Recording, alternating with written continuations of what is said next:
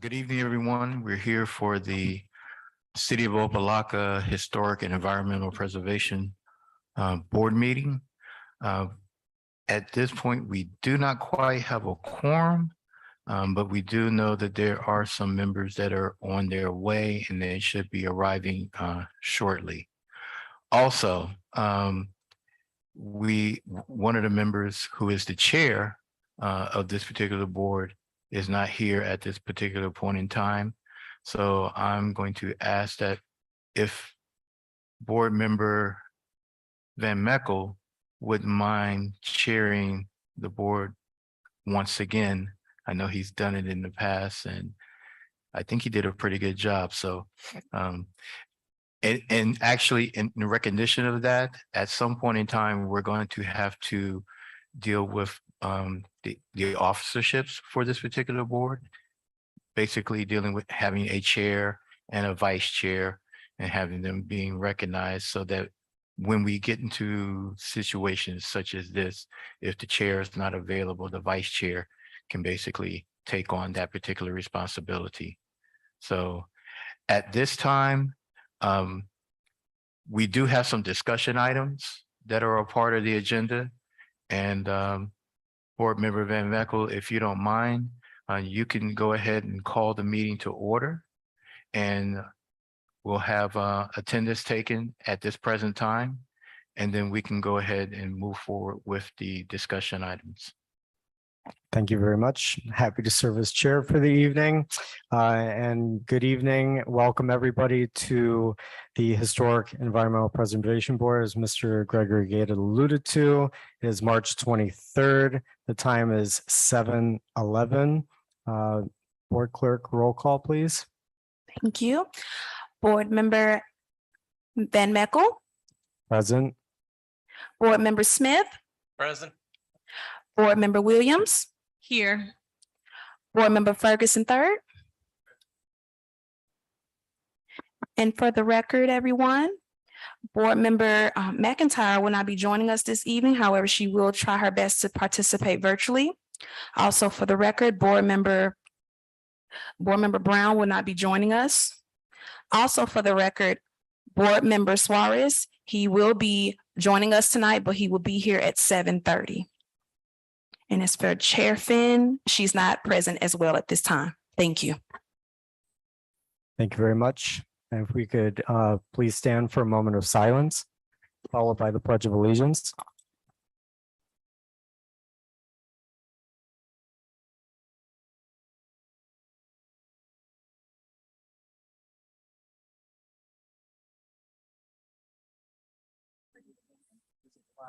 Of the United States of America and to the republic for which it stands, one nation, God, indivisible, with liberty and justice for all.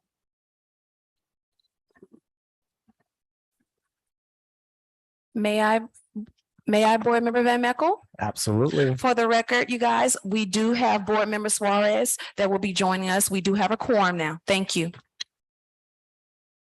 Hallelujah. Welcome.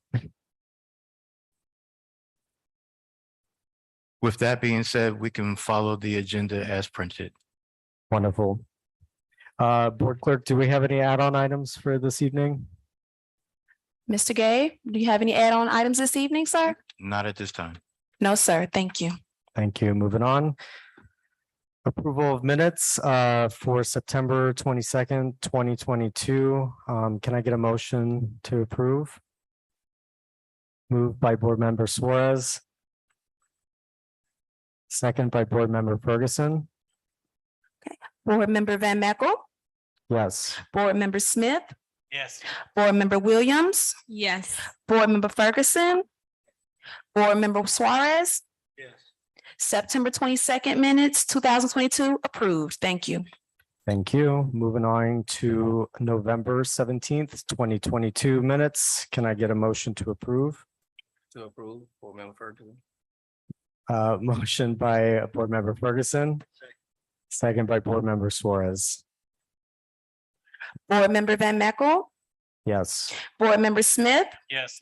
Board Member Williams, I wasn't here for that one, so I'm gonna abstain from voting. Board Member Ferguson, Yes. Board Member Suarez, Yes. minutes passed. All right. Public comments. Do we have any public comments? Or anyone registered for public comment this evening?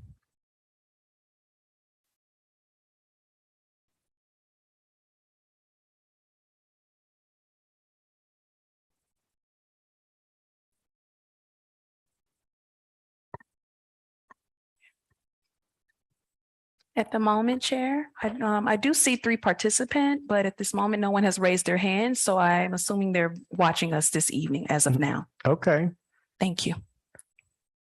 all right, then public comments is closed and we can move on to resolutions. Mr. Chair, just to let you know for the record, we do have one of our assistant city attorneys sitting in with us and I'll allow her to introduce herself. Good evening, everybody. My name is Jordan Carey and I'm with the City Attorney's Office. Pleasure to be here. And if you have any questions about procedure or anything, feel free to ask. Thank you very much. All right, so we can proceed with the resolution then.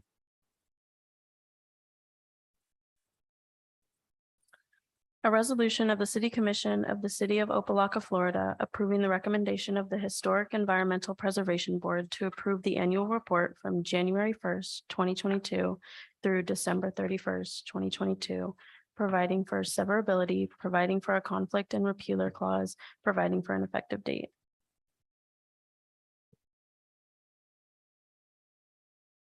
Can I get a motion to discuss this item? Move. Moved by Board Member Williams. Second by Board Member Suarez. Mr. Chair, Yes, if I could be allowed to give a brief summary as it relates to what this particular document is all about. of course. Thank you, members of the board and chair. Every year, we are required to provide what is called an annual report of the activities for our Historic and Environmental Preservation Board. This is just a summary of those particular activities that have taken place within the calendar year of 2022. It is measured from January through December of that year. And the first part of the documentation pretty much just gives you introduction, and it basically describes who was on the board at that particular time, and what items may have been dealt with as it relates to legislative activity for the board itself. As you may recall, last year, there were some items that basically allowed us to be consistent with Miami-Dade County's rules and regulations for historic preservation. And so there were some modifications and amendments to those particular activities in order to address those particular concerns, which was approved by the board. Also, we did make some modifications as it relates to how certain historic preservation designations are to be addressed, and those information was provided as well. Toward the end of the document, you pretty much have an annual form that is supposed to be submitted. We do a little bit more than just submit the documentation itself. We want to basically give a narrative of our activities over the year. So that information is provided within this document, and it lists out the years of those particular board members and how long they've been on the board and whatever particular actions the board has taken over the last year. So I submit this to you. There are a couple of Scrivener's errors that are associated with the document with some dates that should have been updated. We're going to make those particular modifications, but otherwise, this is pretty much the document that we are presenting for. And upon your approval, we will transmit this to Miami-Dade County's Historic Preservation Board for their consideration. If you have any questions or concerns, I'll address them at this time. Thank you, Mr. Gay. I'll open it up to the board to ask any questions before I offer some of my own. Mr. Gay, I'm curious to know if we have a list of a current list of the designated historic properties. And if there is perhaps a list of any properties that were perhaps demolished in the past year since we submitted our last report. We do have a list of properties that are currently designated as historic. We did not have any demolitions over the past year. A few years ago, matter of fact, the last demolition that we had to address was in 2017. That was a demolition associated with the Opa Hotel on Purvis and Scheherazade. And that was literally by an act of God, in addition to demolition by neglect, that we had to basically demolish that particular property. Otherwise, we have not had any other properties brought forth for demolition. Where might I be able to find the current list of designated historic sites? Presently, that is housed within our department. We are in the process of trying to get that information online and having a historic preservation page on the city's website so that that information will be made available publicly. It was at some point in time in the past on the website, but since some of you may know that we're actually updating our website for the city entirely, and some information had to be removed for the fact that it did not meet certain ADA requirements. So we're in the process of making those particular modifications.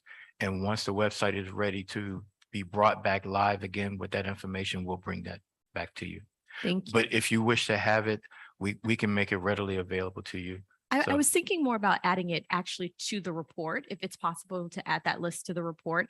And then I wonder if it is also possible to add at least a description or somewhere in here about an update on the Historic City Hall. I believe there are funds that might have been designated to it. I know there's discussion about restoring the fire station that's right on that property. And so I wonder, since both of those are historic properties, if it would be applicable to add descriptions or just the latest update about those in this document. Sure, we can add that information. Thank you.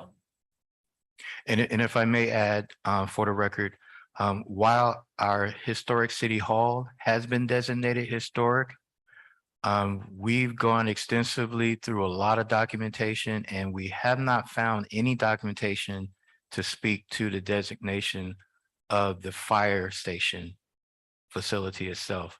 So that is something that we're actually looking at having some research done and hopefully being proffering that before this board for consideration of designation. Thanks for letting us know. And I think that is probably worth adding to this report as well.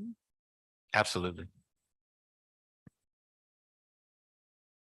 Did we have any additional questions for staff from the other board members? Yeah. Were you going to say something? I do have one other question, because I know that we are the Historic Environmental Preservation Board, and I believe part of that there's something in our charter or something in the resolution that was passed about trees, and we don't talk about that often. But I wonder if there needs to be, based on the reporting that needs to be done to, I guess, the county or the state, if we should include some of the work that's been happening in relation to trees, if it is applicable and if it makes sense to include in this report. Board Member Williams, that is a really good question. As some of you may or may not know, Opa-locka in 2014 was designated as a tree city, USA. And as a part of that particular activity, one of the things that it does encourage is to have trees planted within the municipality to make it a much more comfortable place to be. And that's something that's really been suggested through new development and new opportunities. Every once in a while, we do come across where there are property owners who may want to have some trees removed from their property. And there's actually supposed to be a process, especially if the tree has been determined to be of a native species, and of a significant number of years in existence to go through a process very similar to the preservation of historic properties, to either have it where it's brought before this board for consideration of the trees being removed and the mitigation process for replacement. We have not really crossed that threshold as of yet and has discussions in relationship to that, but we do anticipate that that's something that's going to be forthcoming. And we would need to develop what that particular process would be and how it would be handled by this particular board. Yeah. Remind me, is this report for the state or for the county? This is for the county. I would implore us to include something about trees right now, as probably, hopefully everyone in this room knows the county has a huge effort right now to plant trees all around the county. They're trying to figure out places. And so I think it would perhaps only be a bonus for us to talk about the work that we are doing. And there were some tree plantings last year. Yes, sir. We've not, we've got a ways to go, but we've had some progress. And so it might be worth highlighting it and also mentioning that we are looking forward to working with the county to plant more trees. Hopefully they'll give them to us for free. I will make that a section within the report. Thank you. Board Member Ferguson, did you want to add? No? She got all those points. Did my other board members wish to add anything or ask questions to staff? I want to thank Board Member Williams for her point to make the addition with the notion that we are in fact also an environmental preservation board. I love the recommendation to add activities related to tree plantings, and of course with the Million Trees Miami campaign and the trees alongside the entire stretch of Pervez Avenue. I think that's an important highlight for us to be able to account for, especially as she said, to help to galvanize more support for other activities and increase our tree canopy for the county's 30% goal. So that would be wonderful.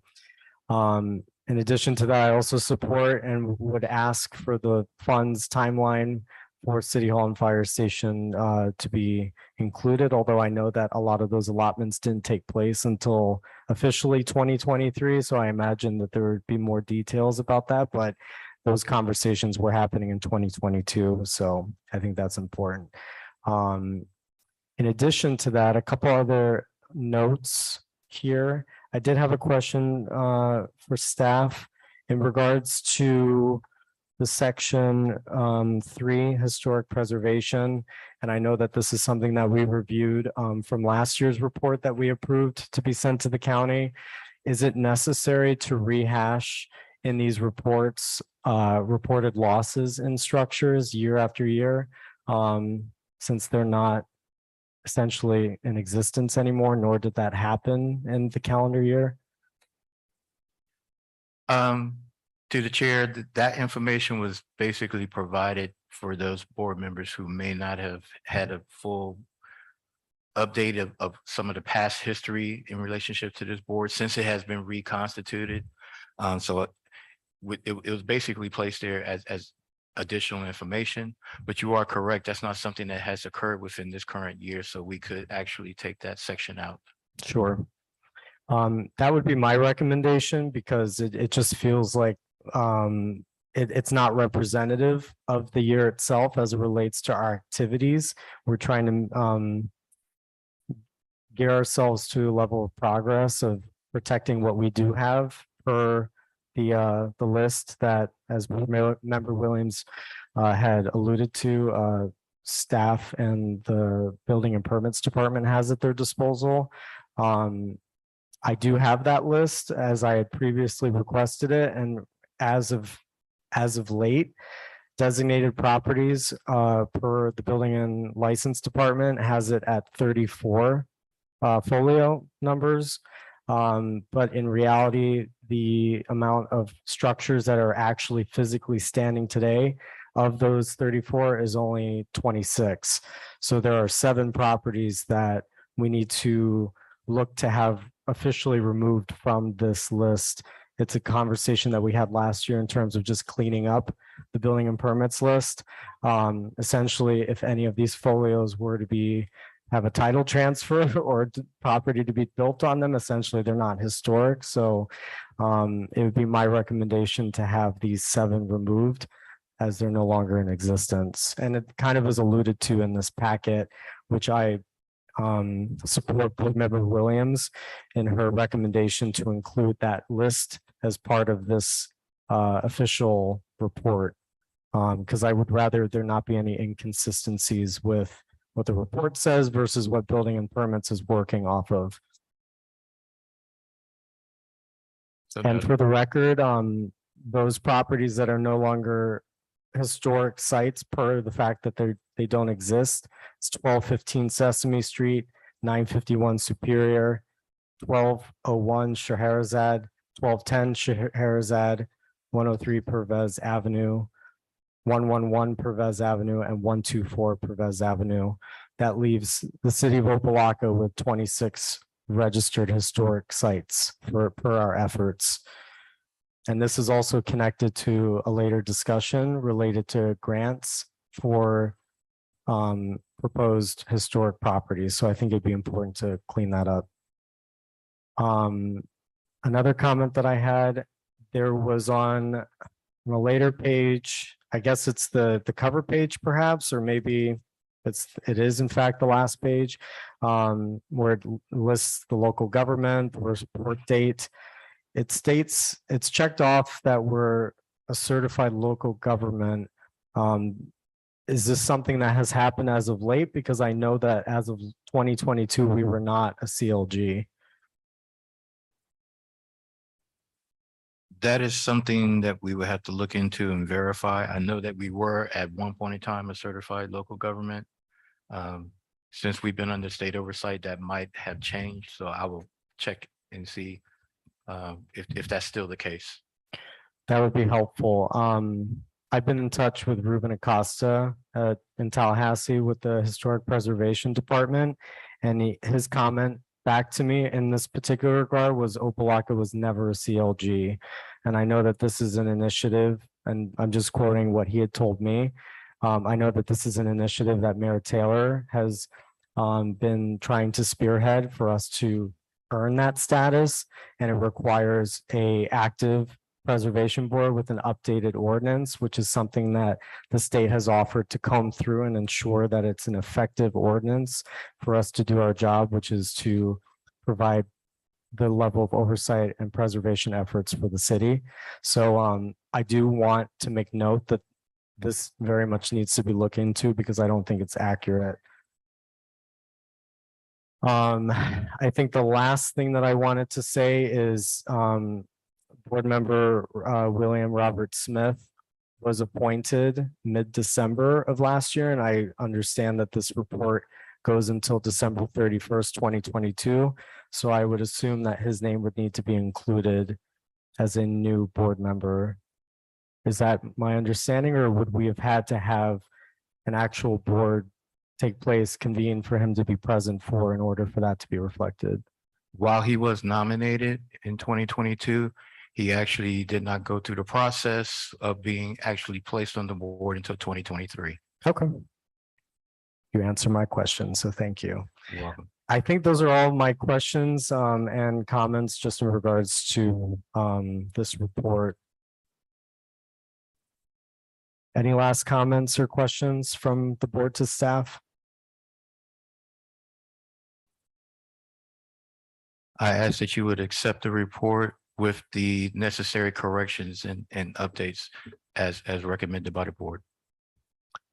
Motion to approve the 2022 historic preservation report to the county per the changes that are being asked of staff before submitting.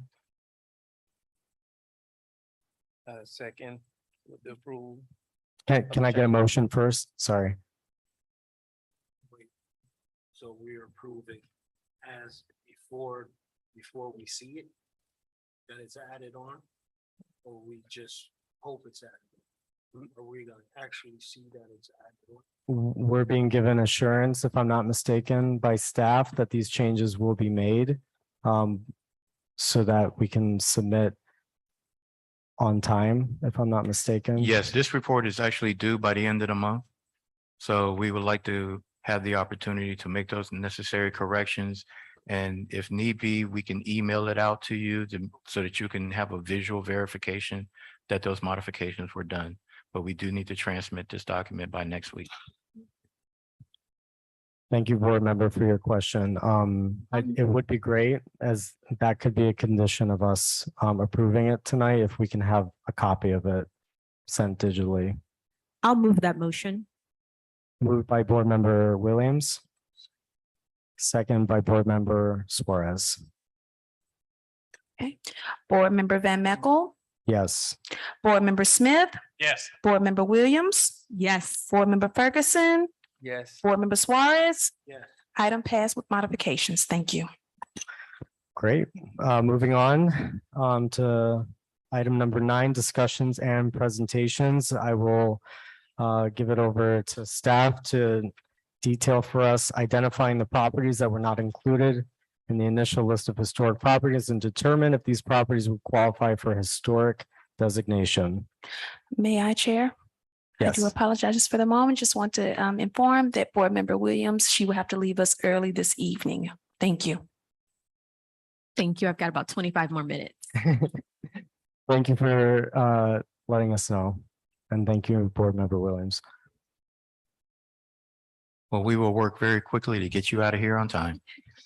The first item that we wanted to discuss is the identifying of properties that were not included in the initial list of properties, of historic properties. We've done some research in regards to that. And we did a cross-reference to see what particular properties may have dropped off the list of the initial 34, which we now recognize that it's gone down to 26. We're in the midst of doing that final check, and one of the things that we would need to do is actually go out and visually look at these particular properties to see what the conditions of them. And basically, there may be some situations where there would need to be some research, additional research done to have these properties go through a designation process. There are a few that we think would be somewhat simplistic to do, but we want to be thorough in what that whole exercise would entail. So we are in the midst of that process, and it's also somewhat inclusive of the exercise that we did where we identified approximately another 30 to 40 properties that were built during the time period of when the city of Opa-locka was being founded between the 1920s through 1940s. There are a significant number of properties that were built during that time period, but may not necessarily during the period when the initial push for designation was done, these properties were not included. So in essence, we're just kind of cross-checking between the previous list that was on the pamphlet provided by Board Member Van Meckel and cross-checking it with our list of the additional properties. And then we need to do additional research and visualization of the condition of those particular properties. So we conclude that that will probably take us another 30 to 45 days to go through that whole process. And then we can come back and give you a much more thorough report of each of those properties, what the conditions are. Hopefully you have photographs of each of those properties, and then be able to make a determination of whether those properties would qualify for historic designation, or if they're not in a position to qualify for historic designation, what needs to be done in order to get them to qualify or put them in a position to qualify as a historically designated property. At the same time, this also will involve working with the property owners. And in some cases, we've noticed as of late that a few of these properties are owned by corporations or investment firms. And I know it's been expressed by the city manager that he would like to get those properties out of their hands and put it in the hands of someone who may have a lot more care and concern as to the condition and the significance of those structures themselves. So we're working through that particular process. And it's going to take a bit of a lift along with all of the other responsibilities for our department, but we're willing to work through that process and hopefully have a much more complete report that we will provide for you. If it's not next month, probably the following month. So we're looking at sometime during May to basically make that report to you. Any questions? I do have one comment. It would be great to set a goal for May as it's Preservation Month nationally. So it would be very symbolic for us to be making progress on this front. In addition to that, and to your point, a handful of homes that date to the period that goes back to Opa-locka's founding from about 1925 to 27 have experienced enough alterations or modernization that does not qualify them, but there is a historic inventory Excel sheet that has been prepared that has been sent to staff just for consideration so that it can help guide your efforts, that also provide evidence of the original elevation drawings provided by the University of Miami. So I think that there's really great framework to, with the limited resources that staff have and time, that a lot of the brunt work has already been done to at least make that short list and then proceed to the next conversation, which is to get the buy-in from the property owners to actually designate their properties, which this could be the first time that's happened in Opa-locka's history since probably the early 90s, late 80s, which is the last time this was done. So I'm really looking forward to that particular objective of ours. But again, I would ask that we have that list by May as a goal and for us to actually convene at that point for us to be able to start combing through it. If I may add, through the chair, I know in one of our past meetings, board member McIntyre made a suggestion about adding another category as it relates to our properties, maybe not necessarily properties that are designated historic, or properties that be considered contributors to the historical value. They may have been built during that historic time period, but because of modifications and changes made by property owners over a number of years, they may not necessarily qualify as a historically designated property, but they could be considered as a historic contributor to the overall area of Opa-locka. So we haven't, as of yet, begin to craft that language and what it would look like. And that's something that we would have to proffer and bring before you. So as we evaluate all of these particular properties, some may qualify for historic designation. And then if we create this new category as historic contributor, the others could potentially qualify and fall into that particular category. So that's something else that we want to basically let the board know that we're conscious of and want to work toward creating that. Mr. Chair. Yes. So Yes, board member. First, I just want to say thank you to staff for getting to this point. It's exciting to see us get here. It's been a while since the list has been updated. So I want to just acknowledge that you guys are taking this on and know that that means that you guys have to go out in community and look at the homes and take pictures. And so just want to say thank you for that. I have a couple of questions for you and then one comment. So the first question is whether this is a city historic designation or if this is a state historic designation, because I think that there are some differences depending on what that designation is. And it sounds like there's probably some criteria that you all are looking at. I would love, as a board, for us to see how we are determining which of the homes are actually being considered historic designation or historic contributor. And by the way, I love the idea that some of the homes would be considered historic contributor. And then the one comment that I have is, if your home has not been designated as historic, you've had a whole lot of leeway in the past. And so I can imagine when we knock on someone's door and we say, hey, we would like this home to now be considered, have this historic designation. And that also means that you can't do anything to the outside of the property. Some of those property owners are going to have, they'll be reticent to perhaps agree.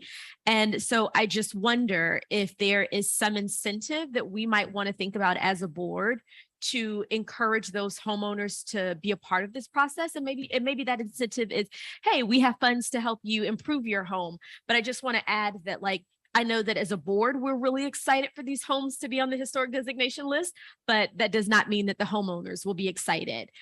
So just wanted to throw that out there. That's a great point.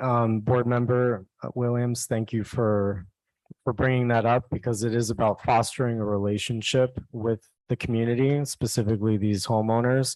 From my experience in meeting some of these homeowners, you know, there's a willingness to entertain what the designation means, followed by the legislative kind of oversight of what their day-to-day is going to look like as it relates to them pulling a permit, so on and so forth. So there's a lot of education that needs to go into this, but ultimately, to Board Member Williams's point, so long as they understand what the value is to the larger fabric of Opa-locka's history and the community at large, but also perhaps we can have an extended and future conversation about a tax abatement or a reduction of some sort specific to these properties and their significance. No doubt there's a level of buy-in that I'm sure people would be really more than happy to entertain at minimum. I do want to make, for the record, a point, and I won't call out the addresses, but there's one true to Opa-locka's original, actually both are from Opa-locka's original founding days, on Dunad as well as Shahar, that have expressed a lot of interest in becoming the new designated properties of our list here, our local registry.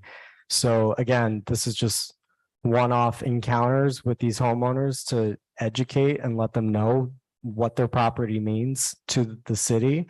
And thus far, at least in these two particular examples, there's a lot of enthusiasm about what that can look like. Just the fact that they can expect to receive a historic plaque on the side of their house gives them a level of pride that they already had for their property, but they didn't realize exactly what its larger connection is. I do want to make a point before bringing it back to the board for comments or questions. It is important to make note of the fact that January 27th of this year, we had, for those that were not present, we had the University of Florida Preservation Group come to speak to our board. It's also available online, so you can check out what they were here to speak to, but I'll give a brief summation. Essentially, 10 students led by a director and an adjunct professor from the University of Florida have selected the city of Opa-locka for their curriculum for a semester study to account for every single historic structure in our city limits. The last time that the city of Opa-locka has had a comprehensive historic inventory done was the late 1980s. Everything that we're talking about in regards to potential sites, existing sites, conditions of, et cetera, is currently being worked on by these 10 students. They're being specifically tasked with this as part of their thesis, their master's program. So I do want staff to be made well aware that perhaps some of the work that you're accounting for in-house is actually already being done by Linda Stevenson and these 10 students led by their director. The findings for their report and their presentations will be, give me one second here. will be the final presentations on April 20th. Their midterm is actually next week.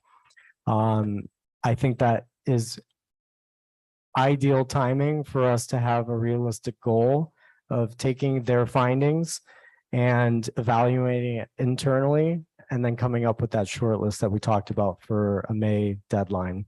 But I did want, again, I apologize for not opening up just yet, but I did want the board to know that there's this group that is providing a lot of resource and attention to this very topic so that we can make the progress that I know is realistic for us.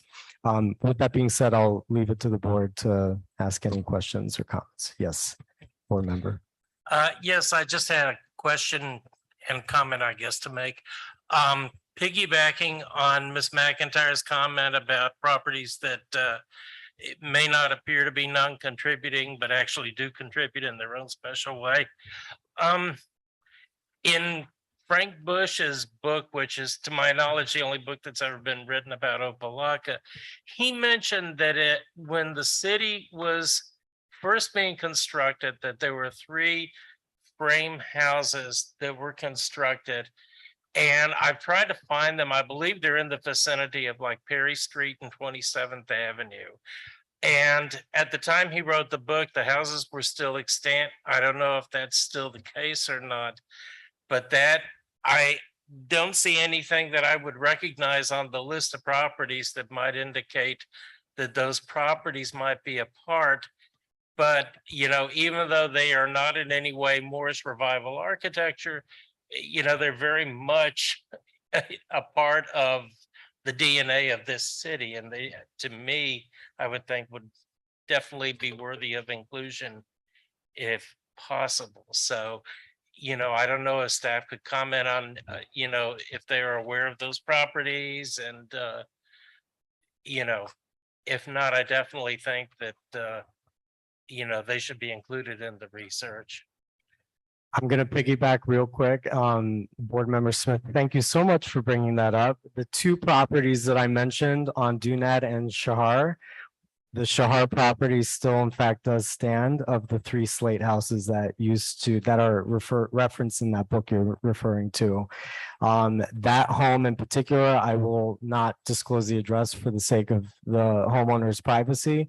But it is one of 2 homes still standing that was built between 1925 and 1926 that housed the foreman that assisted in the construction of Opa-locka. This predates our Moorish revival architecture, which is an exceptional finding. And to Board Member Brown's point, A Dream of Araby by Frank Fitzgerald Bush is the first most complete anecdotal story of how Opa-locka came to be. And there's a picture that verifies these 3 structures. And again, of the 3 in the photograph, 2 of them still stand. And one of them is the one that I was referencing, who I spoke to the homeowner of, and they're very excited to engage in a conversation about a historic designation. So thank you for bringing that up. It is critical. It is almost, you could argue, the start of Opa-locka and its unique aesthetic. Essentially the people that labored to help build this place. So that, by the way, will be one of the findings from the University of Florida Preservation Group. They're very well aware of these properties and they'll have those recommendations for staff. That would be fantastic. Thank you.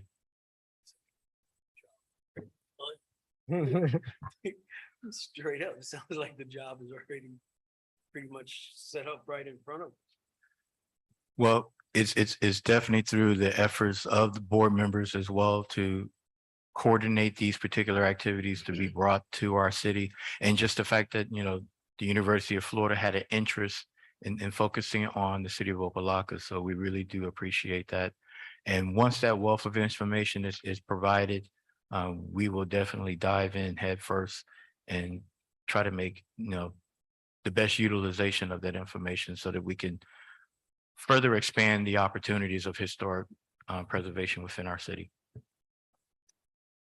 I do want to be considerate of Board Member Williams's time. I know she has to leave early, but there's an important second item here regarding a discussion for the establishment of criteria for grants coming from the city. Yes. So I figured I'd allow you to present this discussion item and then to start with Board Member Williams in case you'd like to publicly contribute some thoughts. Okay. On the last page of your packet, we've pretty much put together what we call a draft application process for what we're calling the Opa-locka and cross out CRA. I kind of pirated some information from another source.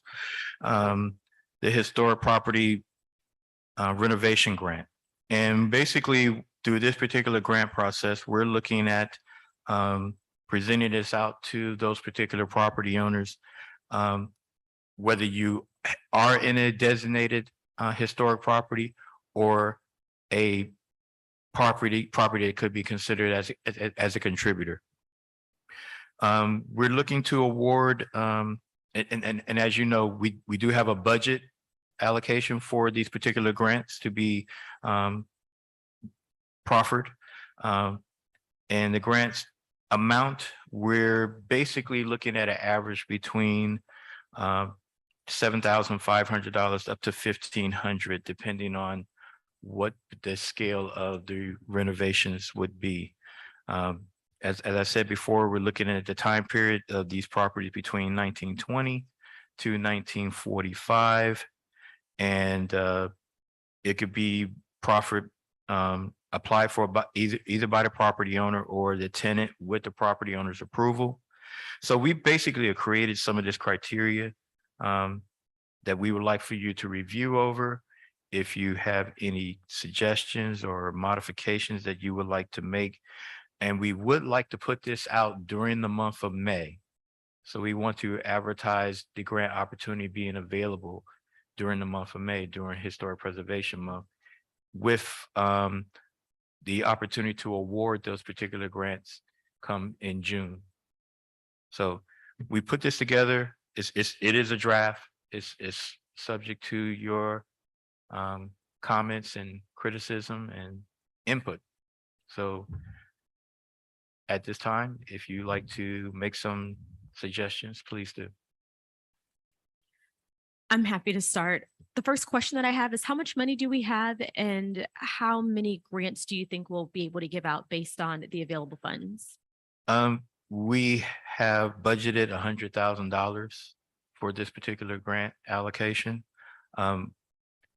We basically figured that the grants will probably average about $10,000. So we were looking to award 10 grants at the minimum. If the amounts are that they require is less, that gives us an opportunity to award more grants.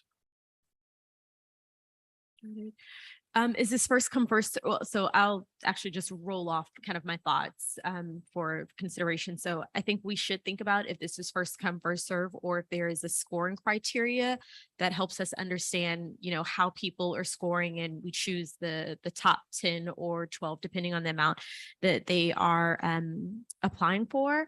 I would love to see what the application process looks like. I think this is just an exciting opportunity, and I think this board has a lot of ideas for how we can continue to encourage historic preservation here. And so I think with someone receiving $15,000, we might, or $10,000, we might want to consider what we might want them to do for the money. And for example, we have plans to issue these markers, right? So maybe this is an opportunity that says like, hey, well, we'd love to give you this grant fund, but as a part of it, you have to agree to put a marker on your home, right? And so I think I would love for us to think long-term about what we'd like to accomplish and figure out how through this grant, we can help accomplish those long-term goals. I would highly recommend that we not include tenants who are renting space. I think this should only be limited to a property owner. Oftentimes when you rent space, you actually cannot do a lot of renovations based on your lease. we have a limited amount of funds. I think we can easily find 10 owners. And so I would not swell the application pool with a complicated process with people who are leasing spaces. And again, just because a tenant is leasing the space does not mean that that owner is committed to preserving it. And maybe what you were thinking is that in writing this, as I think about it, it was the owner doesn't have to live there and they can be renting the property. And, you know, I don't know how I feel about that. Like if that was the intention, I'm not opposed to it. But it's worth a larger discussion. And then, yeah, I would just love to see what the application process looks like. And do we use this as an opportunity to share? Like, I know that there are documents and procedures, and I believe you've pulled up Board Member Van Meckel, like if you want to paint your house, this is, you know, the colors that you should use. And these are things that we talk about that our homeowners don't actually know about. And so again, like, how do we use this process to make sure that they have the information that they need to be responsible homeowners of our historic properties? So let's make this process work for us ultimately. Thank you. I just want to add in there that I echo Ms. Williams' comments regarding the tenant. I can't see how that could really have a good ending. So I think it would probably be wise for us to limit it to property owners.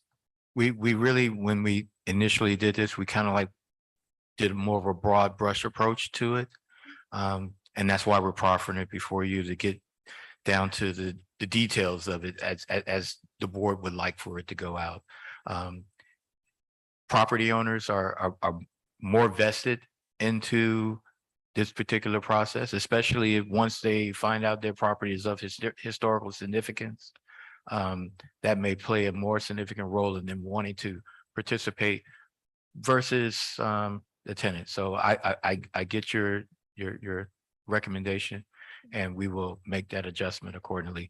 As it relates to the application procedures, we are still crafting that particular process out. If there's anything that you would like to suggest to us as it relates to that particular process, we're open to any and all suggestions. I'd be happy to help you with it as a person who works in philanthropy. And so we do grant programs all the time. I would be happy to lend my services. Appreciate it. The last thing that I would like to just mention is I noticed we have a list of the items to be repaired or replaced. I would maybe recommend that we put these as examples and not perhaps limit ourselves to them.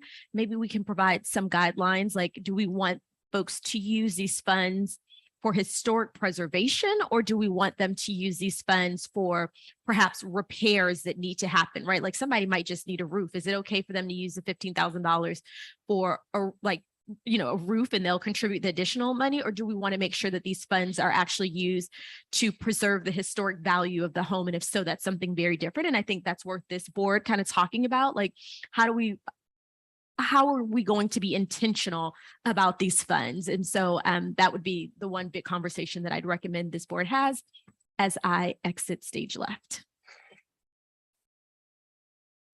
Thank you very much, Board Member Williams. We're very happy to have heard your feedback, and we look forward to continuing to add to that discussion. I guess we'll go along left to right, right to left. Board Member Ferguson, is there anything kind of first thoughts that you had to provide some comments on? Oh, anything to say, 'cause I think she's been looking on my list. Okay, we can always come back. This isn't no structure to this. If you think of anything, let us know.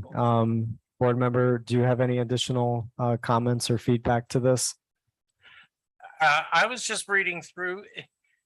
Would there be any kind of document recorded on the property, like a mortgage type of document? Not a mortgage if it's a grant, I assume, but I mean, is it like a self-amortizing loan, or I don't know, just, you know, because I see that we're asking for insurance documentation and proof of taxes paid and all like that. So I was just curious, you know, if the grant would be somehow secured or recognized in the property title documents.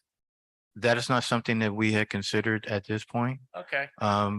pretty much when the city proffers to do any type of grant programming or grant activity, Right, there is certain documentation that you want to have in place. sure. You want to make sure the owners are the actual owners. And that their taxes and everything are current in order for them to participate. That way they're not utilizing the funding for something else. So those are just some things that we just normally request.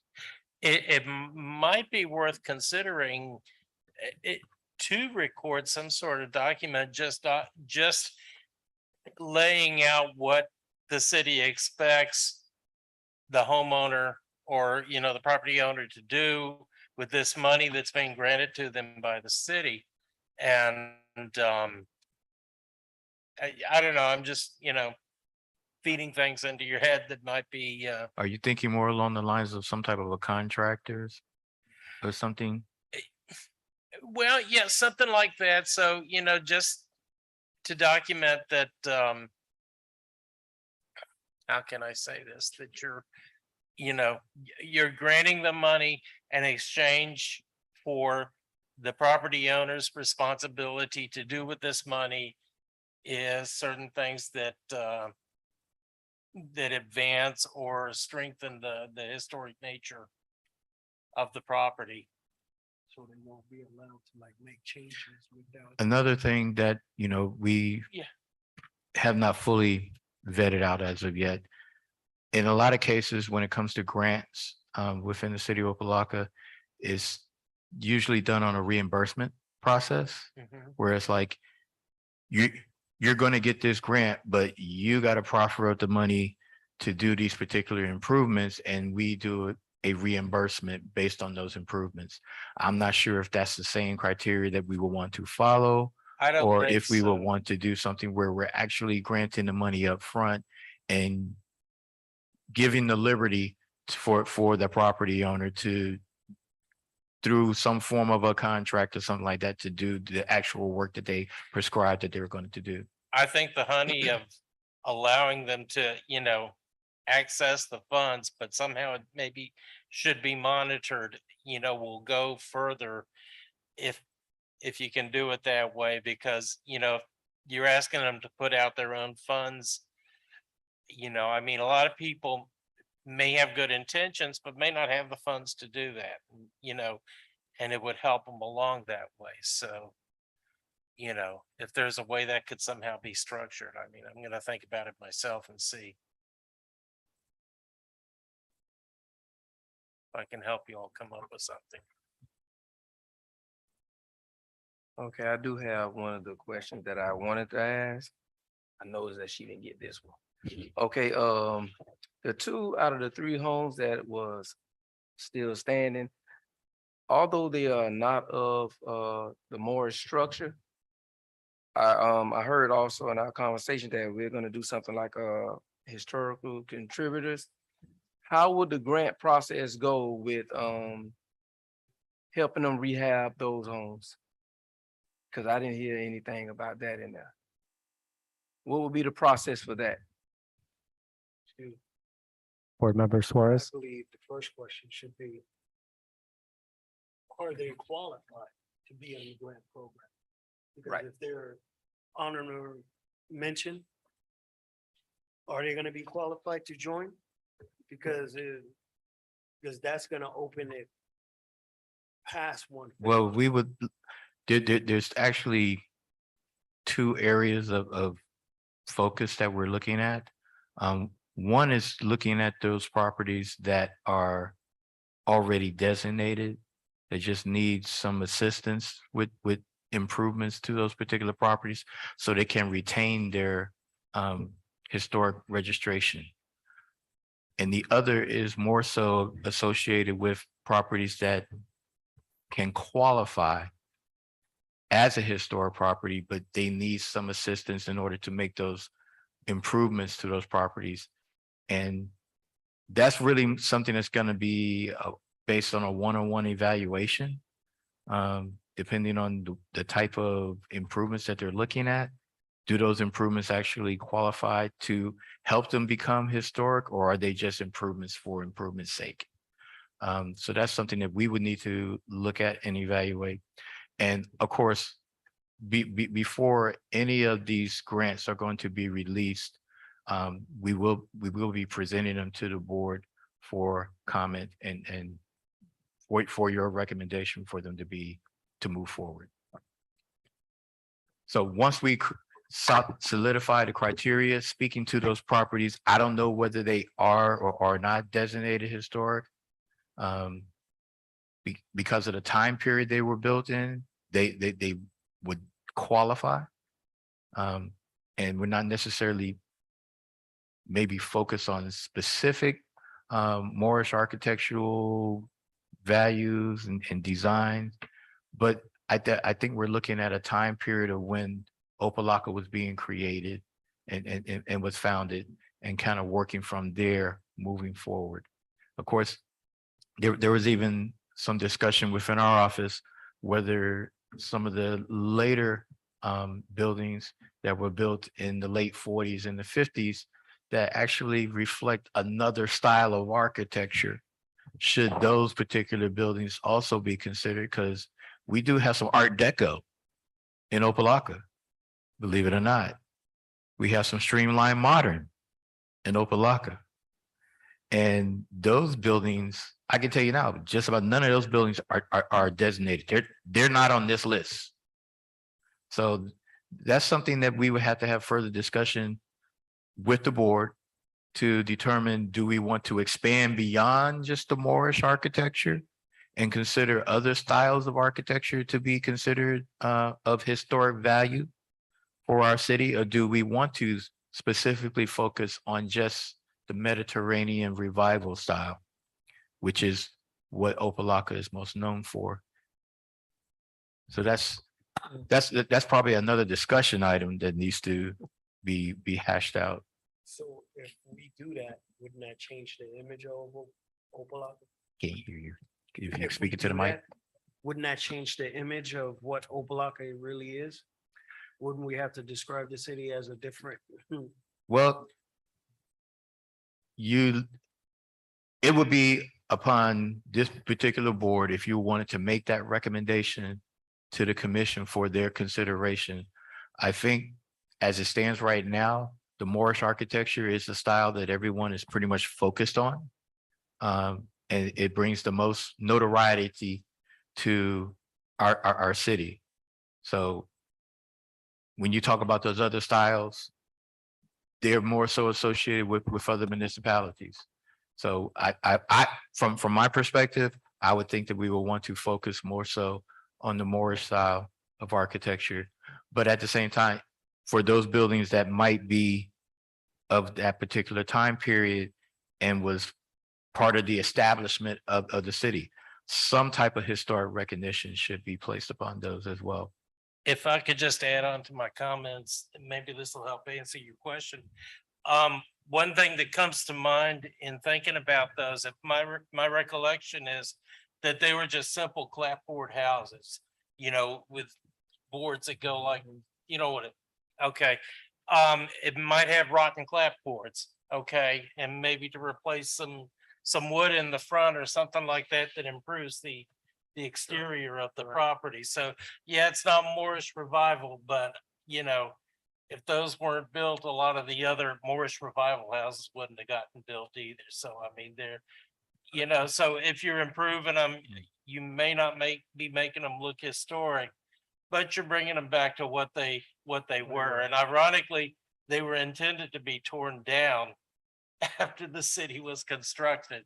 And that just never happened because everything just kind of petered out when the Depression came. Yeah, there is that time period of the Florida vernacular, that architecture that was done in the late 1800s, and there are a significant number of those structures that still exist. Mr. Chair, Yes. question, Mr. Gang. How many different type of styles we have here? And just in our city?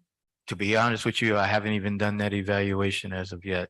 I've been more so focused on the Moorish architecture styles, but there are other significant styles that are reflected within the community.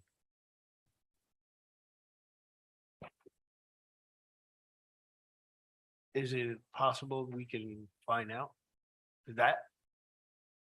I'm curious. I do want to add that I believe the UF Preservation Group is going to not necessarily call out those specific styles, but it will be part of their inventory. The county at present is undergoing an extensive evaluation community by community of properties that are 50 years or older, which doesn't sound like a lot of time, but technically, if your property is 50 years or older, it's deemed and can be cataloged as historic. So the last time this was done in Opa-locka, as mentioned before, was the 1980s, right? It's been 30, 40 years since Yes. then. So technically speaking, Opa-locka in its entirety, the city limits not specific to Moorish revival is on the precipice of becoming an actual historic district by virtue of the age of a lot of these buildings pre-World War II and post-World War II. So again, I don't know if the results of their findings are going to specifically say, hey, we identified so much Art Deco or streamlined modern versus vernacular structures on Shahar. Their primary focus is to add value and much needed attention to the Moorish revival distinction that our city needs to really get behind a little bit more. But nevertheless, their findings might help to navigate that. You know, the essence of a historic board for any community, in this case ours, is to have an ongoing examination of our inventory and our cultural significance over time. And perhaps this is an item for another discussion in the near future. I do have a lot of thoughts in regards to this grant program. Board members, did you have anything else to add or ask staff?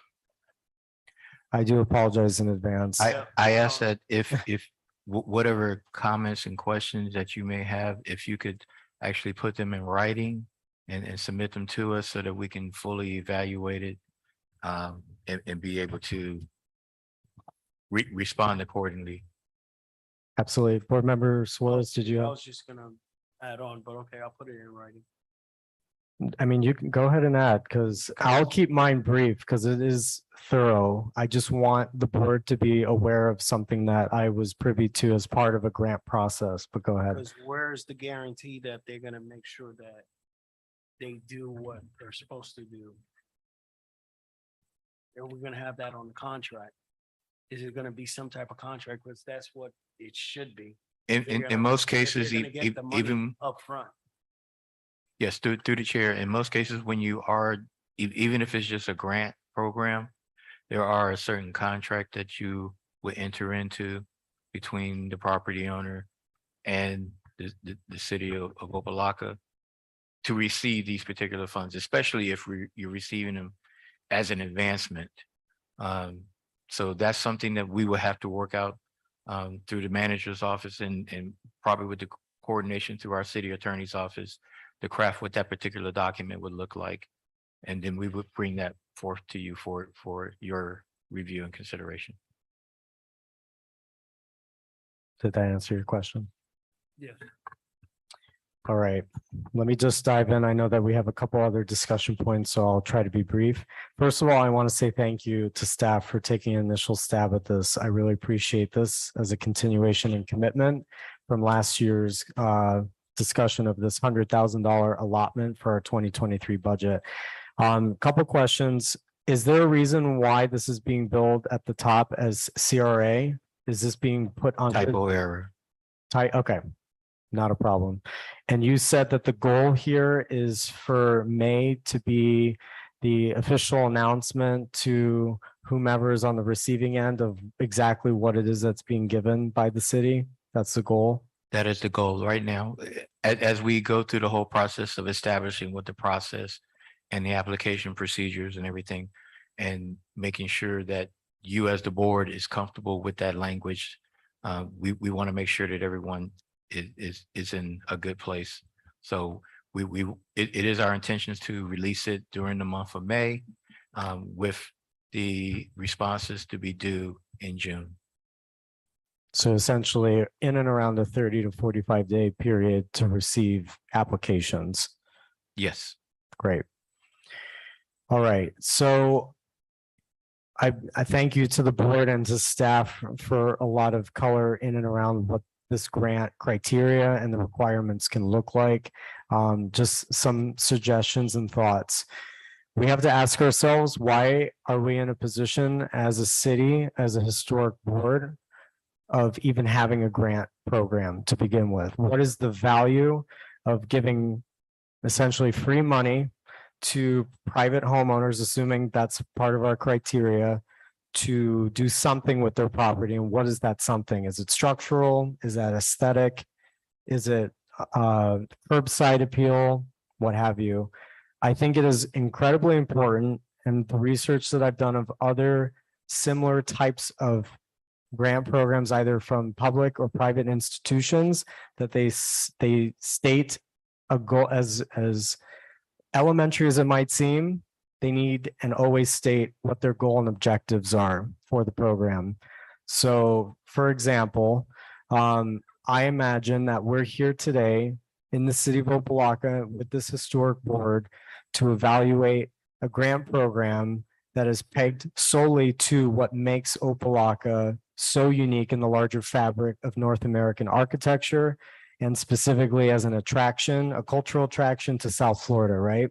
To visitors that come to South Florida to experience some of our mainstay landscapes and environments, such as Miami Beach, which is the Art Deco capital of the world. There's no question to it.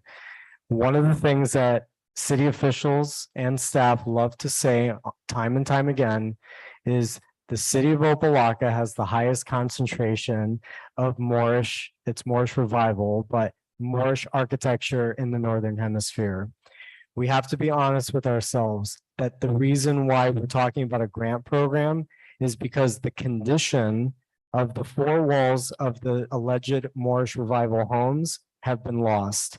Those features that we talk about, the unique distinction, the unique proposition of Opa-locka, are the things that make it so exceptionally interesting to look at. Those are the domes, the minaret towers. Those are the crenulated, interestingly formed geometric parapets at the top of the building, flare tips, pointed arches, batten style wood doors, very specific criteria, right? There's no question as to what these homes look like. There is the archive at the University of Miami that I've alluded to that we know exists, that has over 90% of the original elevation drawings of every single property in this fabric that we speak of. Not just the historic registered properties, but the ones that should be.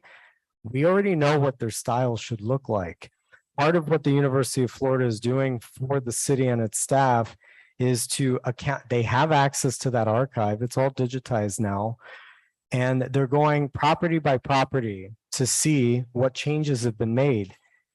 And as hard as it is to swallow, Opa-locka at present does not have the highest concentration of Moorish revival as it stands today. That is just the reality that we're faced with. The structures still exist. They're suitable, so to speak, they're livable, but they've lost a lot of their characteristics because they've not had the protection or the oversight or that designation that we're talking about. So all of what we speak to is incredibly important, but going back to this grant program and the goal, it should be, in my personal opinion, and this is subjected to the board to help to speak to, but the goal of this program and this grant proposal is to protect and restore, not preserve, because the buildings, aside from the walls that they have, there's little to preserve. That's just the reality. To protect and restore Moorish revival characteristics dating back to Opa-locka's formative years. And in this case, if we are to include future homes that don't have designation at present, like the slate houses on Shahar, then that can also be part of phase 2 goal of said expansion project of a grant program.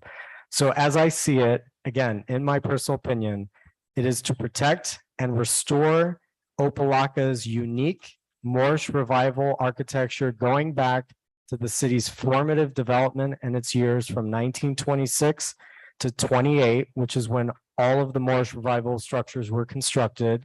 Hardly anything happened after the fact, despite what the county records say. This is fact. And those are the characteristics that we are trying to incentivize property owners to bring back. Essentially, bring back the domes, bring back the minarets and your crenulated parapets that you probably didn't even know existed. But one of the things that we as a board can do, what staff has asked access to in enticing new homeowners to become designated sites and existing ones, is to give the plans of their homes to the owners and inform them, this is how beautiful and unique your structure once was.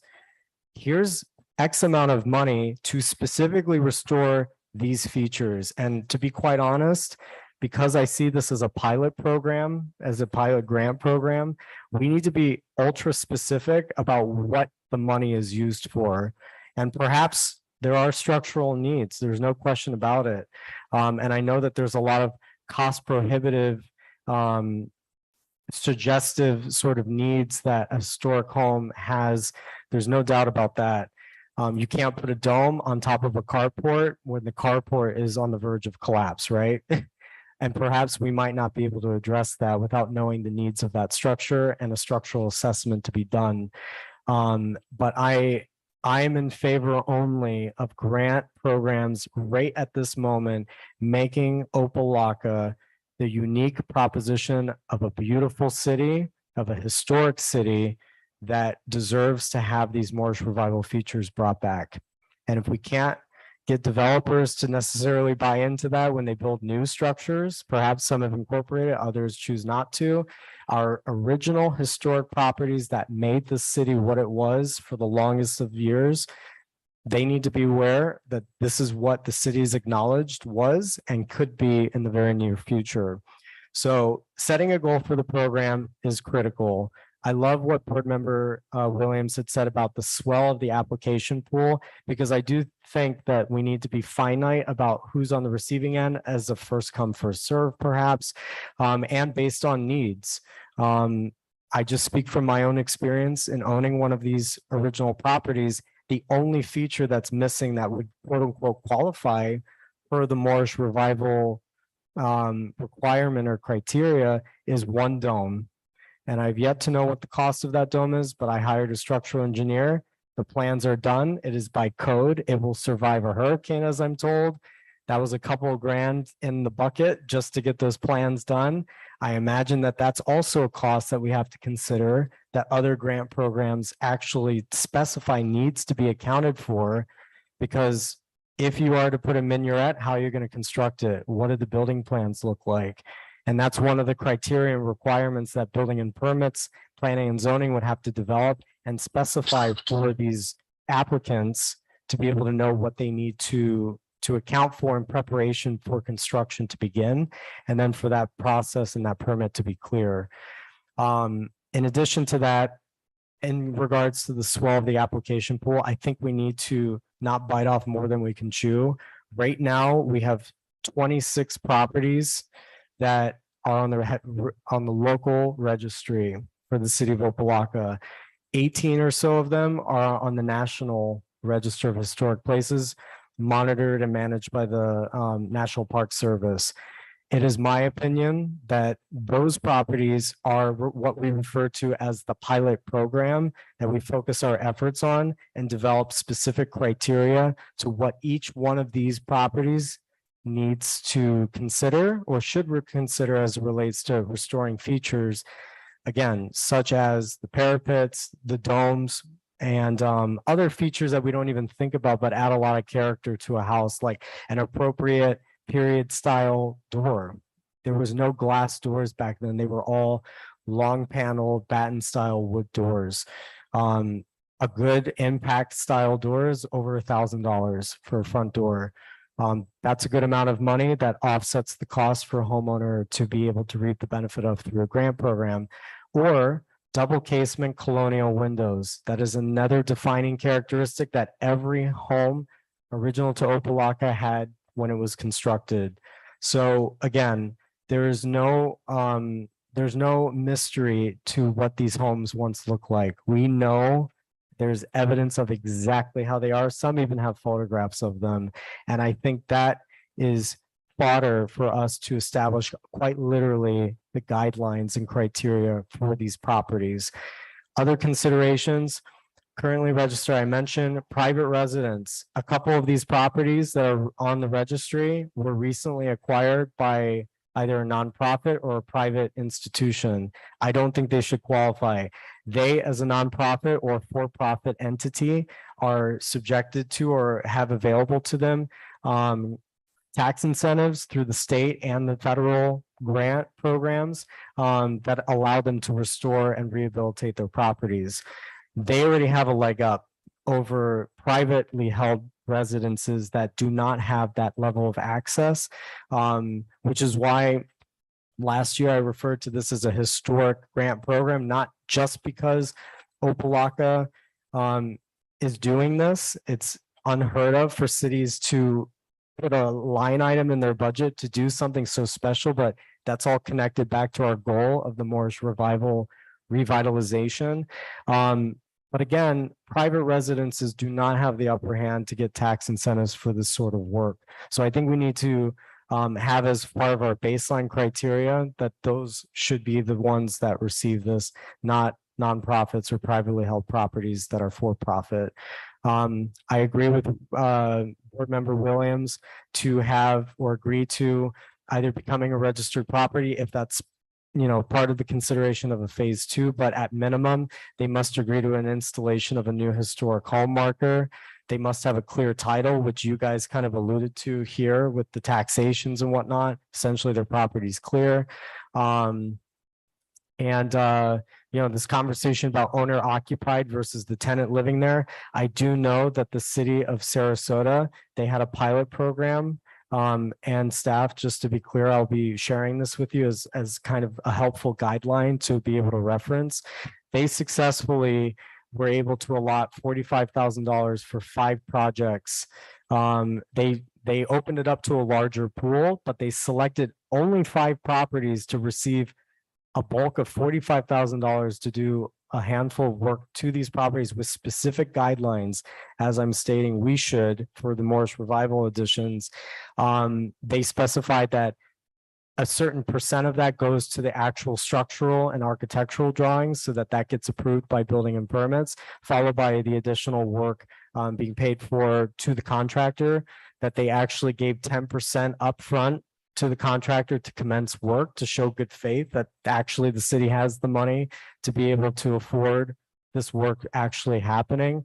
And in addition to that, some of the 5 on this pilot program did not fully execute their grant monies. So that's why this, as Board Member Smith had alluded to, it's important to have that structure and timeline and oversight as part of this. But to be clear, this was the city of Sarasota's Newtown Historic Building Preservation Pilot Program. And I think this is a perfect framework for us to be able to have a guidebook as to what Opa-locka's pilot program will look like as well.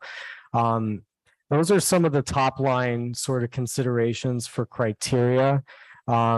And again, I love this notion of us expanding our net and our tentacles to going out and trying to identify what even the ranch World War II style homes serve in the value of historic conversations. But right now, this is a preservation and restoration to save campaign because Opa-locka's Moorish revival needs to see the light of day. Let's just say it that way. So again, those are just some of my considerations as it relates to the properties having renters in them.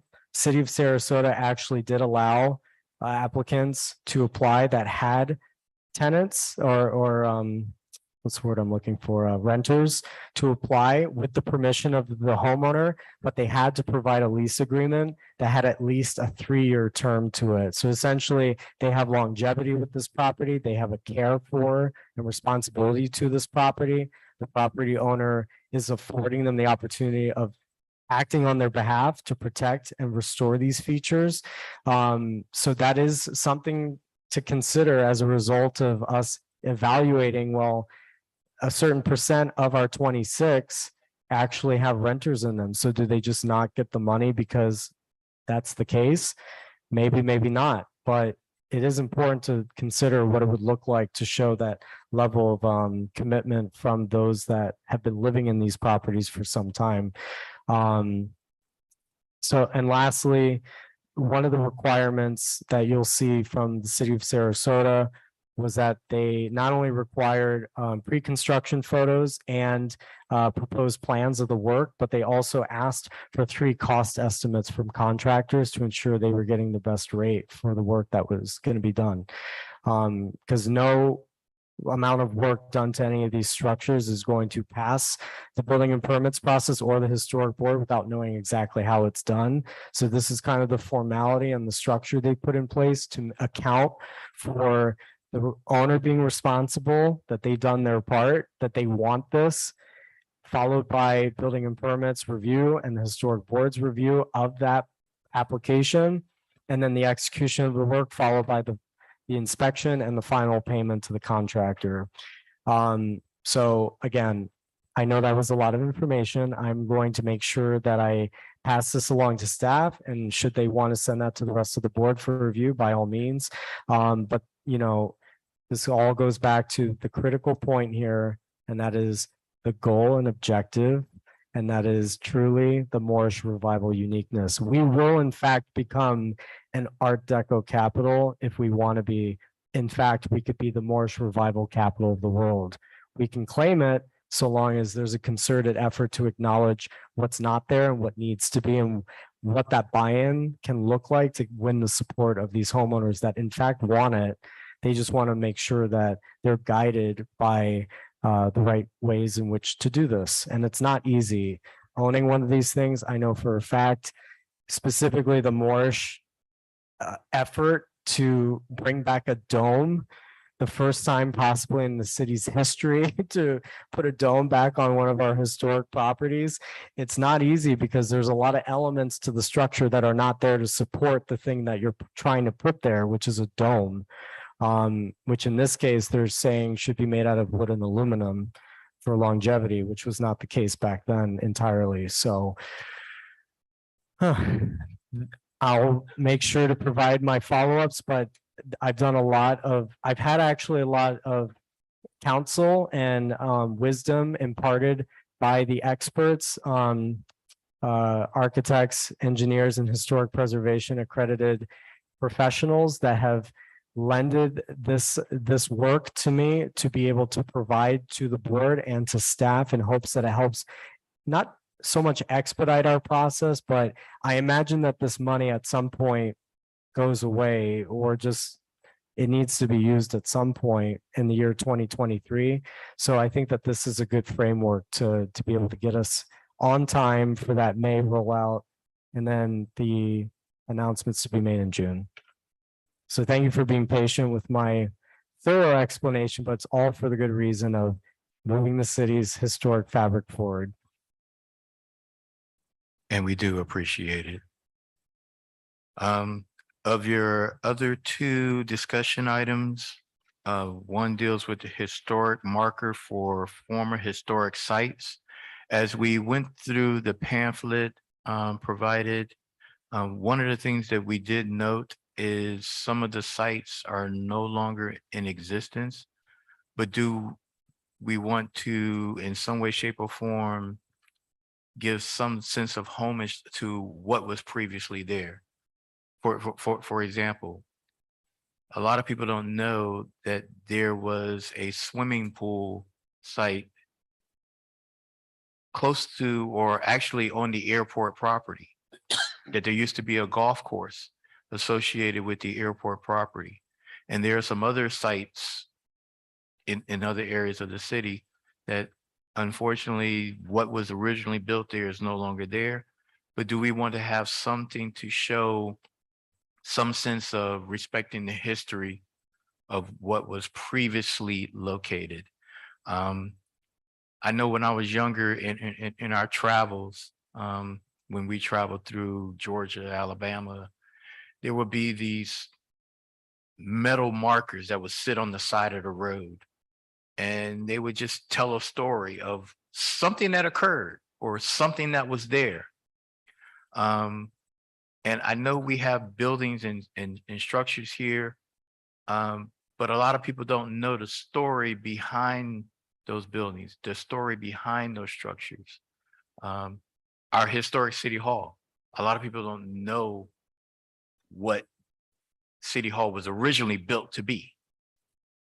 And there needs to be some type of historical marker to kind of give that narrative of what was previously there, what is the historical value of it, and why is it so significant.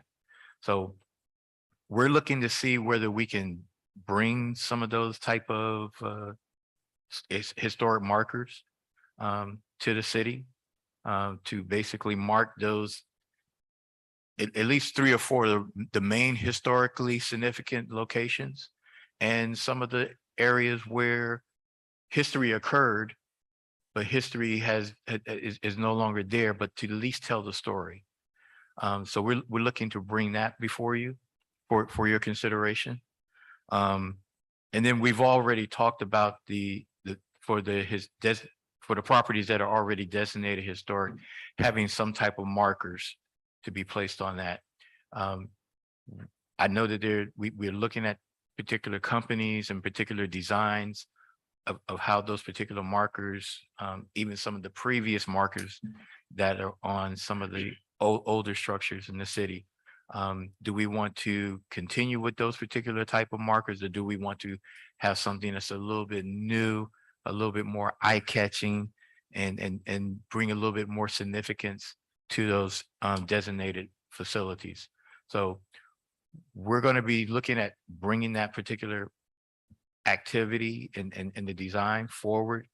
We want to be able to present to you what those particular designs will look like, and give you as the board an opportunity to make a selection of what would be the best type of markers for our residential properties, and not just residential. There are a few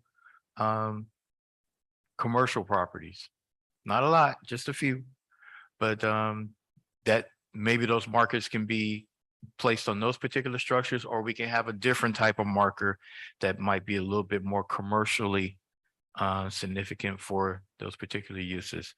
Those are the last 2 items that we were proffering as a part of the discussion. If the board wants to talk about those particular items, and there may be some information that you all have on your side that could be proffered to staff, so that we can continue with this effort to move it forward. And hopefully within the next 3 to 4 months, we can actually get that particular aspect of the project moving forward. And if it requires a budget allocation, maybe we can look at within the next fiscal year, tackling how those larger marker type of structures can be ascertained and placed on our larger historically significant properties. That covers it for me. We open Board it to the- members, any comments, questions on those last 2 items? The markers that we're talking about, you said that we can have some placed on the building itself. Are you talking about like the markers that they use down like in Key West? They have the stand. It looks like a little book, like with the metallic pages, giving the story or whatever it is. We're talking about markers like that, right? Something similar along that line. It's usually on a stand. It's made out of metal in most cases. Not sure what type of, it may be aluminum or some type of tin or something like that. But in most cases, they're black with silver lettering so that you can read it. And it just tells a narrative story of the significance of either that location or that structure. Well, do we have a specific vendor in mind when it comes down to making these markers? That way we can look in and see like what the pricing is for it, so we can get a feel for where we need to go when it comes to doing the budget for it. We have not gone that far as to identify any particular vendors that provides that. We have a little bit more research to do. I don't know if any of you as board members may know. I know that there's been some established with some historically significant structures in other municipalities. So there may be a vendor already out there. It's just a matter of us getting access to them and moving in that direction. Board I Member could be- Smith. I could be wrong, but I believe that the markers you're talking about are provided by the state.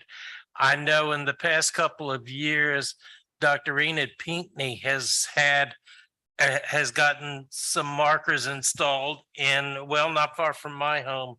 One in particular on Northeast 71st Street, just off Second Avenue, that recognizes the Nazarene community, which is behind where the MacArthur Dairy Home office is on Second Avenue. Used to be an African-American community that, for all practical purposes, is no more. And then, of course, the Lemon City Cemetery, Yes. which is above, further up on Northwest 71st Street and about Fifth Avenue. And I think those are two classic examples of what you're talking about. And I think that's a wonderful idea, to identify those sites where, even though there's nothing there now to speak of, and I don't mean that in the sense of like cemetery or anything, but I mean, history happened here. That's basically what you're saying. Right. Would that also cover like you said, like private properties also? If history happened there, would we putting a sign there? I wasn't necessarily thinking of it for privately owned properties, but it depends on the history and the significance of what occurred. Whether those particular markers would be warranted for those particular spaces. But I said something for us to consider. I do know Ms. Pinckney, and it would be good if we could find out who that particular vendor was, even though it may be issued to the state, what the process is for acquiring that particular type of recognition from the state, whether it be through a state legislator or just making a proffer before any particular boards that are on the state level. Sarah Cody would probably know. Okay, Yeah. I'll definitely reach out to her. I do want to add to this conversation regarding markers, education as a whole. We're talking about 3 different types of historic identifying sort of presence, right? In the form of a sign of some sort. We're talking about what you see at a national park, for example, where it talks about the ecosystem, very graphically oriented. That's a historic interpretive marker, right? Then there's usually what is afforded to a private or commercially owned property in the form of a local registry. That's the markers that some of our historic properties have. So that's the second one. And the third one, I think you're referring to it in terms of Lemon City, the Nazarene community, that would be a Florida heritage marker. So there's, again, 3 interpretive, city afforded, and then the Florida heritage. The last point regarding the heritage marker, that is a simple application process that goes through the state, Tallahassee, and Ruben Acosta, who oversees the committee. I think there's 3 or 4 committee members that vote. I believe it's quarterly on projects that are deserving of one of those black aluminum markers. They're about 2,500 each, double-sided, to tell whatever story you want to tell, assuming it's been approved. The one that most recently was afforded to this region was Amelia Earhart's last flight out of the Miami Municipal Airport, where Hialeah's police department is today.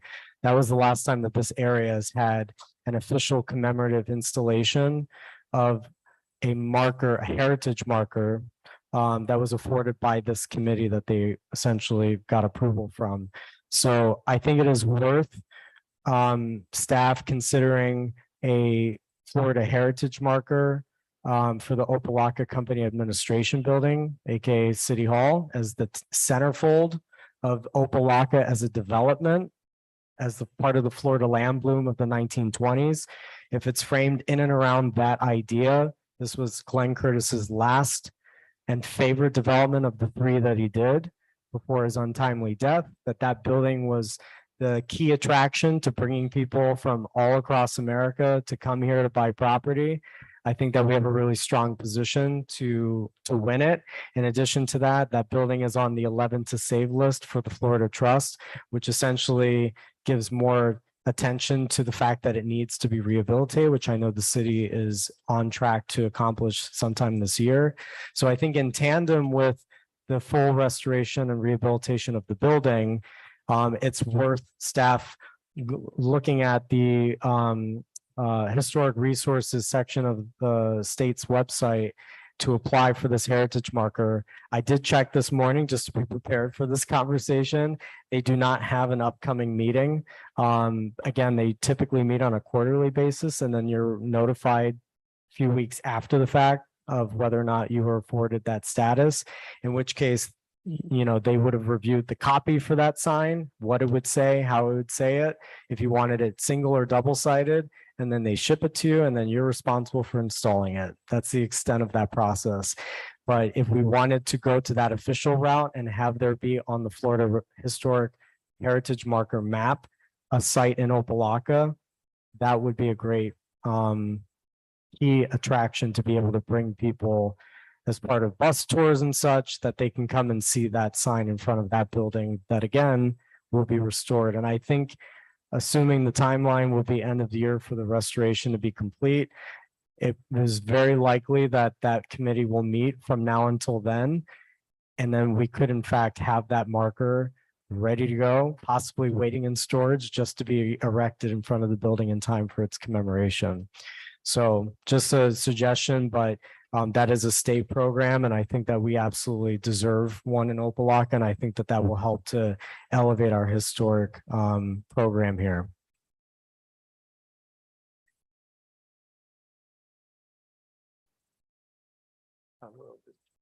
Board members, did you have anything?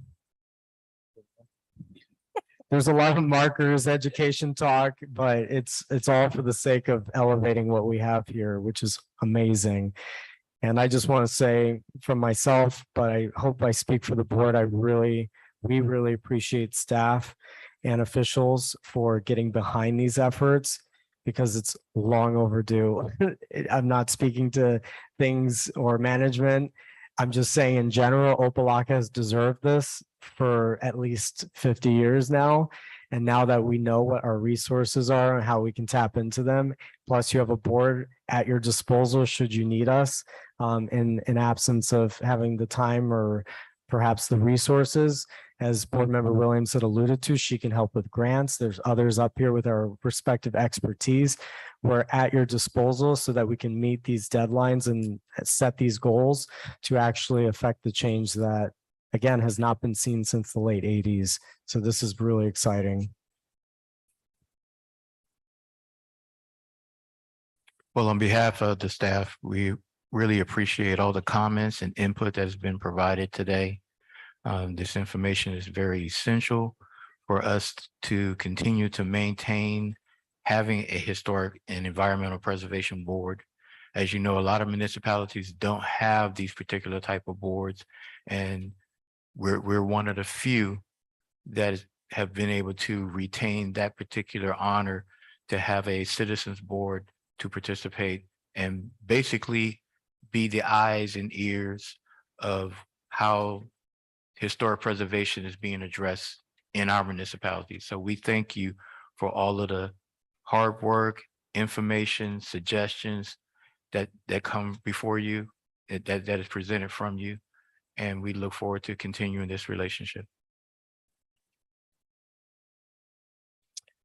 All right, I guess we can go ahead and move on to closing comments, board comments. We'll start from the left/right.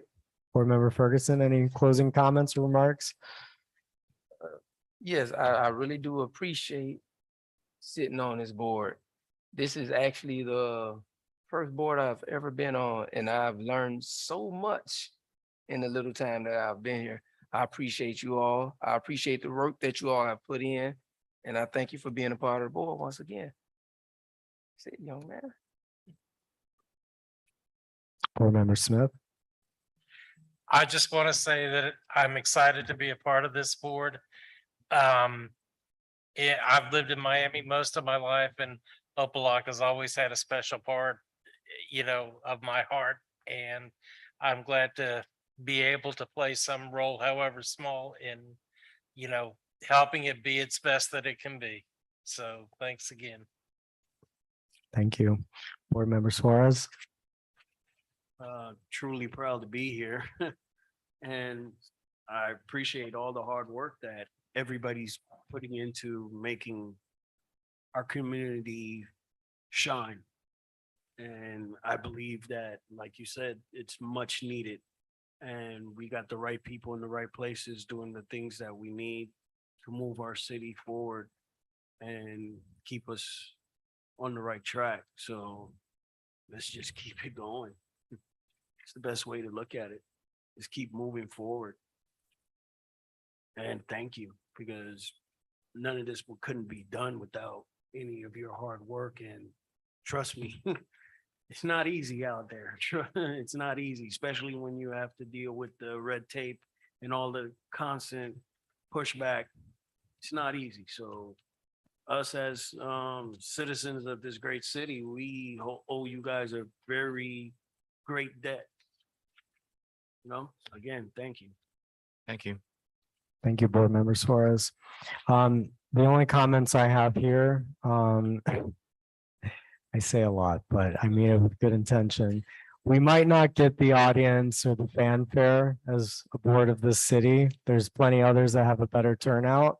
But for anyone watching or those that are in the room tonight, there's no doubt, and even for board members that are not here this evening that I know would have loved to, thank you for serving on this board, but far more important than anything, the work that we're doing really connects to the essence and the pride that Opa-locka has in being where it is and how it is today and what it could be in the very near future.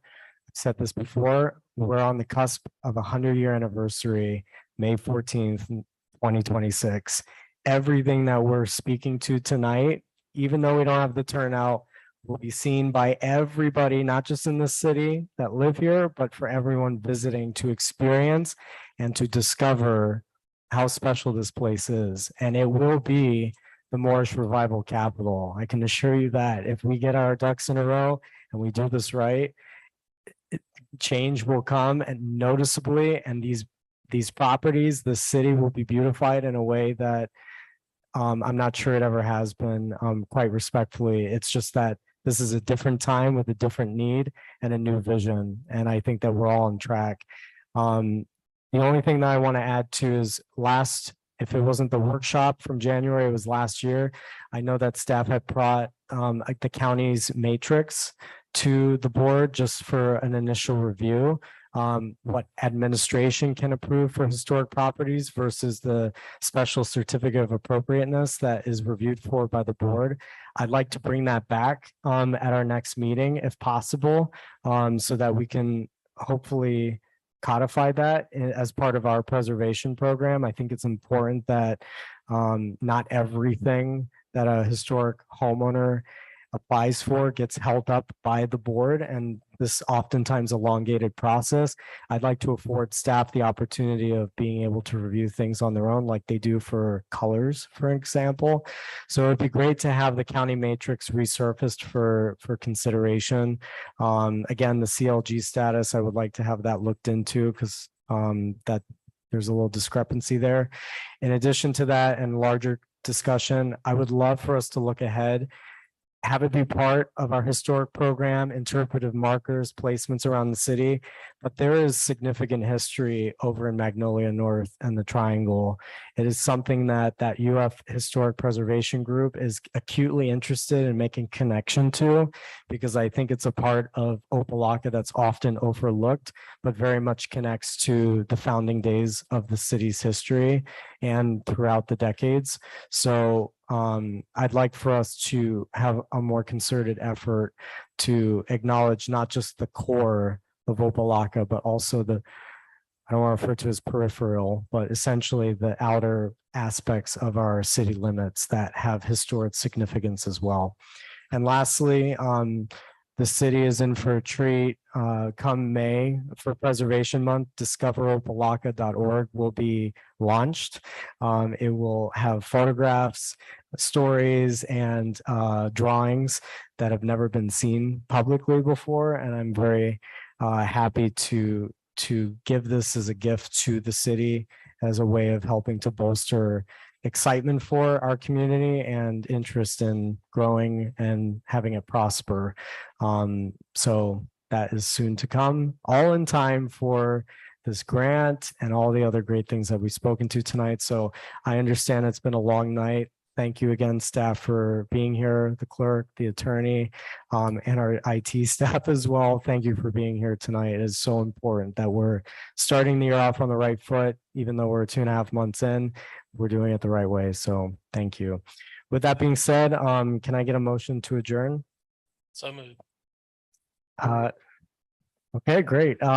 Seconded by Board Member Suarez.